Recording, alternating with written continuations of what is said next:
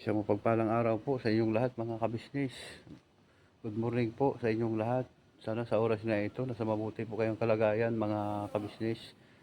At samahan niyo po ako sa simpleng vlog na ito.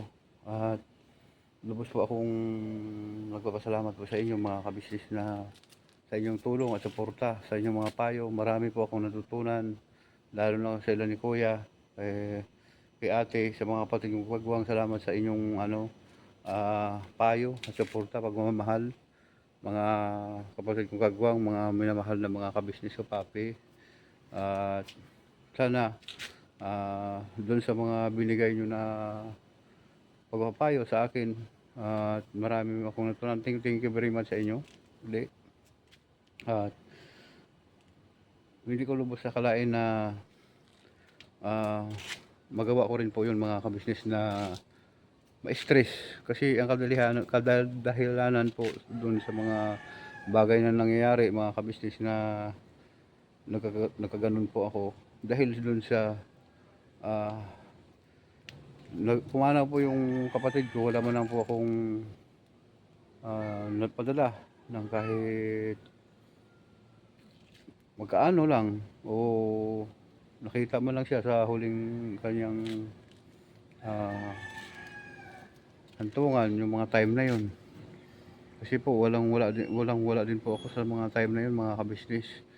At yun, nabalitaan ko na lang po. Kapatid ko po yun sa nanay mga kabisnes, hindi po sa ama at saka sa ina po mga kabisnes. Sa nanay ko lang po na balitaan ko mga kabisnes. At yun, nalagdagan pa rin po ni tatay na umalis siya, na hindi po siya nagpaalam. Tapos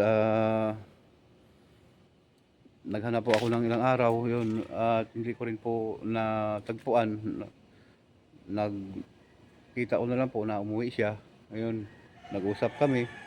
Tapos yung time na yun, hindi ako nakapasok. Tapos naabutan kami ni Kuya kasi pumunta po siya dun sa bahay, mga kabisnes. Tapos yun, binalag po ako ni Kuya noon. Tapos yun, mapapanood nyo po yun sa Kabisnes Official, mga minamahal namin na kabisnes. So doon po sa kay Kuya, thank you very much po sa iyo Kuya, sa walang sawang pagmamahal mo sa akin. Ganoon din po sa kay tatay. At saka sa mga kabisnes natin, na marami po akong natutunan sa mga sinasabi nila, sa pagpahalaga nila sa akin. Thank you very much po sa inyo lahat mga kabisnes. At doon sa kay Tilma Payupay, good morning po sa iyo. Sana kung saan ka man ngayon, lagi ka pong mag-ingat, at nasa malusog po kayong pangangatawan. Ingat po kayo dyan sa trabaho nyo sa ibang bansa. Napakahirap po hanap buhay dyan. Sa mga minamahal natin ng mga kabisnes dyan sa ibang bansa, good morning po sa inyo lahat dyan. At sana nasa mabuti po kayong laging kalagayan mga kabisnes. At siyempre sa brother ko dyan sa sa Saudi Arabia, si Brad G. Mendoza, shout out sa Brad. Mahabang buhay po sa inyong lahat dyan sa Saudi Council. Yun, siyempre sa Canada Council, mahabang buhay po sa inyong lahat dyan mga brothers. At sana pagpatuloy nyo lang lagi yung mga hadikain na matulungin. Ayun, at mapagmahal yung mga kabisnes yun sa so yun nga po mga mahal namin na mga kabisnes. At sa lahat po na nagbigay ng sa akin, tulong sa kung ano pong maganda kong gawin. Yun, at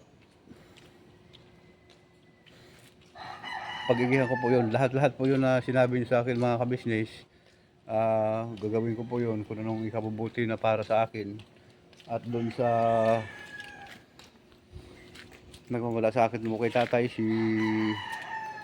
shout out po kay Jocelyn Torres, yung kababayan ni tatay. Siyempre kababayan ko rin kasi Ilonggo din po yun mga kabisnes. Sa inyo naman po lahat mga kabisnes. Shoutout po sa inyong lahat. At dito po ako ngayon mga kabisnes, mga kapapi. Ah, mag maghuhugas po ako ng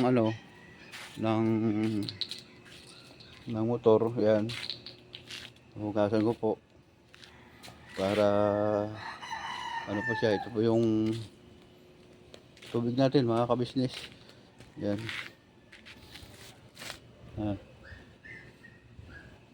Nag ano po ako dito, nangingi po ako dito sa pinaparadahan ko mga kabisnes. Dito po pala ako pumaparada. Yun, nagbabayad lang po para safety po yung motor natin dito po sa ito. Yan, tapos may isa din po na nakaparada doon sa loob. Yan mga kabisnes. Ayan, oh. Malaki po itong compound dito. Yan.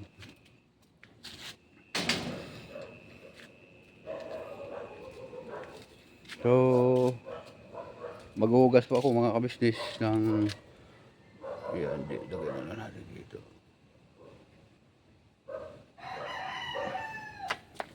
Yan.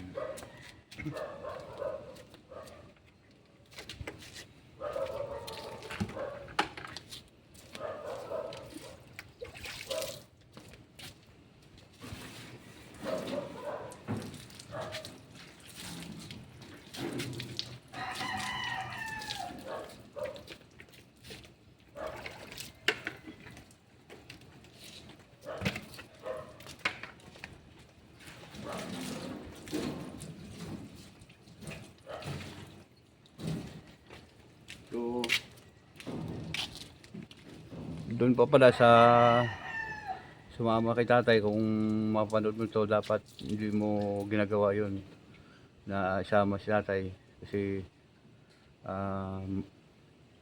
nahirapan po ako maganap sa kanya. Magpaalam ka po kasi mayroon po siyang anak na nag-alala. Ayun, sana mapanood mo to kung talagang totoo na nakasubscribe ka o ayun ang sabi ni tatay. Kaya naniwala po sa iyo yung matanda. Huwag nyo na ulitin yun na kapatid, para wala pong mag-alala, wala pong mahirapan. Ayun. Patuloy ko lang po ito mga kabisnes kasi babiyahe po ako ngayon at pagkatapos mga ilang oras lang papasok na rin po ako sa kabisnes house. Ayan. So, samahan nyo po ako mga kabisnes at linisin ko lang po sandali.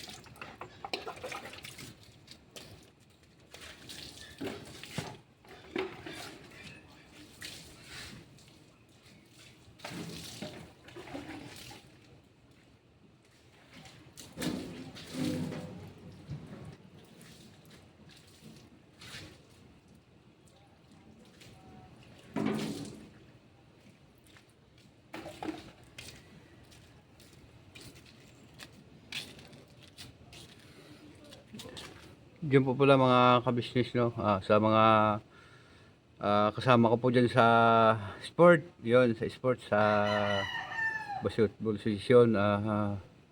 Shout out po sa inyong lahat mga kaibigan. Ayun, pasensya na po kayo kasi hindi na po ako makapaglaro. Sana manalo kayo kasi pangalawa po kami sa sa pinakamataas po mga kabisnes. Yan, waiting na lang kami, pero pasensya na po kayo mga kaibigan kasi alam ko naman na nanonood kayo sa akin at hindi ko po kayo ma-PM kasi wala po akong contact sa inyo. Alam ko naman na nakasubscribe kayo sa akin.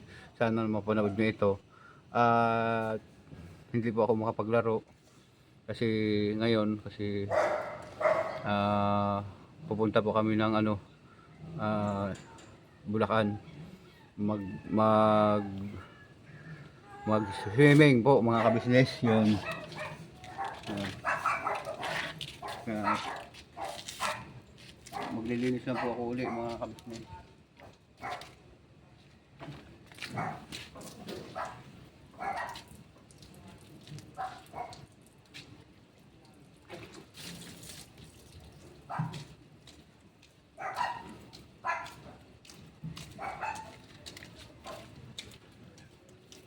Aga mo yan. Ay, morning vlog. Nag-vlog ako. At sa Naka-live ka, live. hindi naman vlog lang. Video pa lang, video. Lalabas na rin? Kasya ba? Ayun po mga kabisnes ano ba nga pangalan mo tol? Ayun, si Jason po. Yung pamangkin ni tatay dyan sa pinaparabalahan ko po yung motor. Maaga pala yung labas mo tol. Excuse me lang po mga kabisnes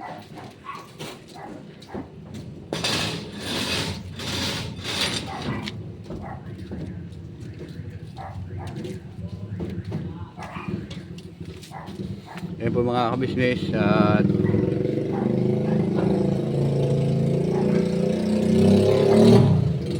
sa oras na ito ano oras na tol? Ayun 4 AM lang po dito mga kabisnes. Magpo-4 na ba yun? Wala pa tol? Wala pa 4 ano pa lang 3:30 yan. Mag 3:30 pa lang. So yun nga po mga kabisnes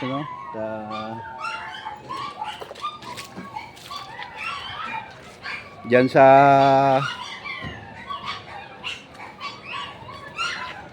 Pangasinan sa mga kamag-anak ko lang, shout out po sa inyo mga kabisnes kasi nagkita po kami nung kamag-anak ko rin sa Garian at sabi niya babatiin ko daw yung mga kababayan niya sa Pangasinan, yung mga kamag-anak ko dyan. Kaya shout out po sa inyo lahat sa mga panggalatok dyan sa Pangasinan, mga mahal namin ng mga kabisnes yun. Alam ko may mga kabisnes po kami dyan San Carlos, Pangasinan yun. Tsaka kasi tol yes. Siguro? Ngayon. So, yun po mga kabisnes. Sige tol, diretso lang tol. Ayan, siya po yung pamangkin po ni tatay po mga kabisnes. Ayan po yung bahay ni tatay. Yun. Sa pinaparadahan namin dito. Para po yung motor po namin, safety. Nakagit po siya. At saka nandiyan lang po nakabantay din yung may tao po. Sige tol, ako na to. Ayun, si Brother Jason pala. Upload natin ito makikita. Subscribe ko na sa akin. Nakasubscribe ako. Sa'yo, sa akin. Ay, ibig sabihin yan, ganun pala sa akin. Ganun din sa business, Pag in-upload mo, Oo, mapapanood mo ito, tol. Shoutout ka, bati ka sa mga... Shoutout sa mga katoda natin, sa may sipag natin yung mga tricycle driver dyan. Dito sa Dito sa Caloocan, kahit saan. Ayun, hello po. Sige, ingat ka tol kasi napapanood ko rin yung minsan nagla-live ka. Reels. Nag-reels ka ba? Sige. Yan. Ayan nga po, nag-reels po si Jason. Babiyahe ako ngayon tapos pagka papasok po ako ngayon. Ingat ka, tol. Okay. Ayan po mga kabisnes si Jason yung kasama ko dito kay tatay. Paparada. Yan, ang bahay po nila din po doon sa baba mga kabisnes. Ako naman, naglalakad lang din po ako doon pa baba. Kasi malapit lang po ito sa bahay ni kapatid na Bong mga kabisnes. Ayun. Ayun po.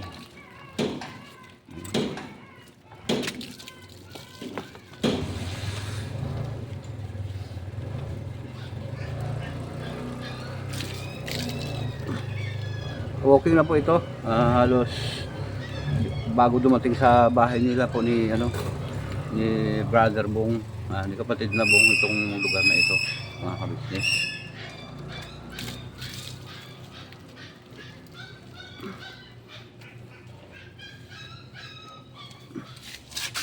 So ilapag na naman po natin ito, mga kabisnes, kasi para hindi pa siya gumalaw-galaw, kasi pasmalo po yung kamay natin. Ayun.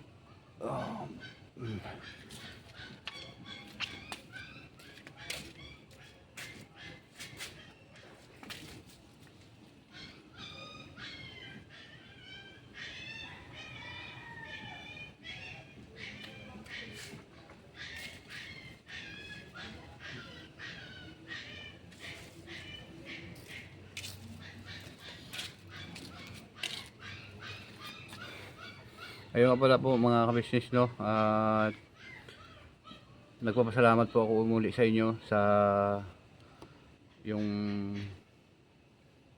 pagpapayo nyo po sa akin, mga kabisnes. At siyempre sa pinakamahal namin ako, kabisnes, morning po sa iyo, yung kuya. At sana mapatawad nyo po ako, mga kabisnes, sa sa mga nangyayari na yun. At doon sa kapatid ko sa sa Hinigaran, sana dahil kung mapanood mo doon, sana tawagan mo ako, i-PM mo ko, kasi sabi mo papasok ka, tapos ngayon hindi kita makontak kasi hindi ko alam kung bakit, kung mayroon ka pang cellphone o wala. Kung mapanood mo man to, PM mo ako, kasi si tatay, papauwiin ko po siguro. Ayun. At para diyan na siya sa sa probinsya. At para manahimik na po ako dito, makatrabaho ako ng maayos, kasi lagi ko na lang alaala si tatay dito, kabisnes. Para na ba, timos na ba yung isipan ko ba, para mabawasan yung mga pag-alala ko. At kung diyan siya, malagaan niya pa yung mga apo niya, tapos safety pa siya dyan, tsaka may mga kapatid siya dyan sa Negros. Ayun, kaya sana tawagan mo ako kung anong maging desisyon mo, na kung pauwiin ba si tatay dyan o dito na lang. Kasi parang napakahirap dito, sumasama na siya kung saan, kanino po. Kaya sa pamagitan po nitong pag-vlog ko, sana tumawag ka sa akin o kumunta ka man lang sa akin. Sa kanyang mga anak dyan sa Hinigaran, sana tumawag kayo, kasi hindi ko na kayo makontak. Ayun. Hindi ko alam kung ano nang nangyari at bakit hindi ko kayo makontak. Ayun. So sa kapatid ko na si Jima, na hindi Jima siya, Jima Guatsi, sana kung sino man ang nakakilala sa kanya dyan sa Bato, may mga kabisnes tayo dyan na nag-PM na saan banda dito sa Bato si mga kamag-anak mo. Yun, basta dyan po sila sa Barangay Bato, sa lakas Barangay Bato, basta alam ko Barangay Bato, kadikit lang po ng Hinigaran ko yan, mga kabisnes. Ayun, sana mayroon pong magpapaalam sa kanya para makakontak siya. Sana makikita ko man lang siya kahit sa Messenger, kasi matagal na po talaga na panahon na hindi kami nagkita, mula pa nung maliit po, mga kabisnes. Yun ang ay ko po sa kanya, kasi dito po hindi natin alam yung buhay natin kung hanggang saan lang po. Kasi nung nakaraan nga, yun nga, na-stress ako. Muntik-muntik lang talaga. Buti na lang at napasok ko yung sa akin, yung mga pagpapayo ni kuya na ganun. Kasi nagsimula po itong stress ko po mga kabisnes. Nung sinanay po ay pumanaw at halos hindi ko matanggap. Yun, hanggang sa inabot po ako ng bigla na lang ako nabablangko. Ayun, nabangga po ako mga kabisnes, ilang beses. Ayun. At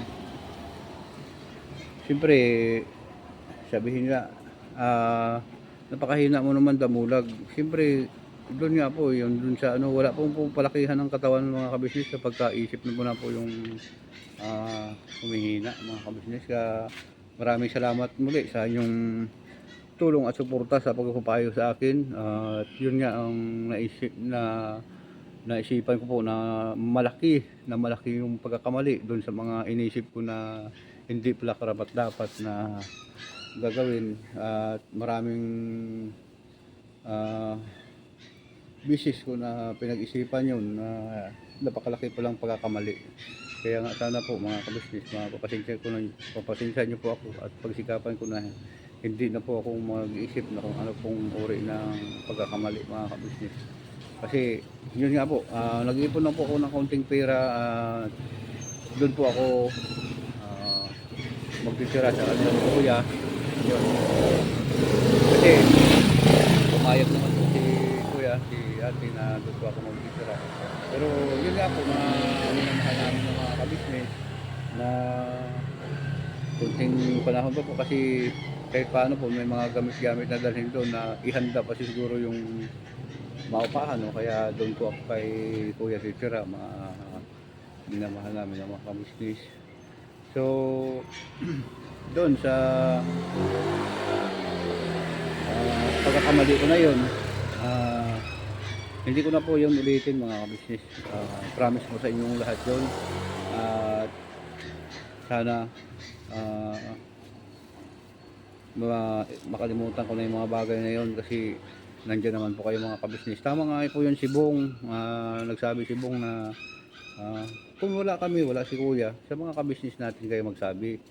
Ayun, salamat sa iyo kapatid na Bong, at sana mabuhay ka lagi sa napakahusay mo, napakagaling ni Bong magsalita mga kabisnes. Ganon din sa kapatid na Buknoy, maraming salamat sa iyo kapatid na sa payo mo sa akin at pagmamahal. Yun, halos maiyak din si Buknoy, si Istong, kapatid na Istong Papaya. Yun, thank you very much sa inyo kuya. Maraming salamat po sa pamilya kabisnes sa una-una pong pagkakataon na lubos ko po naintindihan po ang mga sinasabi po ni kuya sa akin na lahat-lahat po na sinasabi niya at tinatanim ko po sa isipan ko kasi wala na po akong masabi sa mga ginagawa ni kuya sa akin. Para sa akin yung pagmamahal niya, pag-alala, lahat na po binibigay sa akin. Siyempre damang-dama ko po yun mga kabisnes, yung kanyang malasakit at pagmamahal. So maraming salamat sa iyo mga kapapi, mga kabisnes, at sana nakapaghatid po ako ng aral, leksyon at saya tuwa sa inyo po mga kabisnes.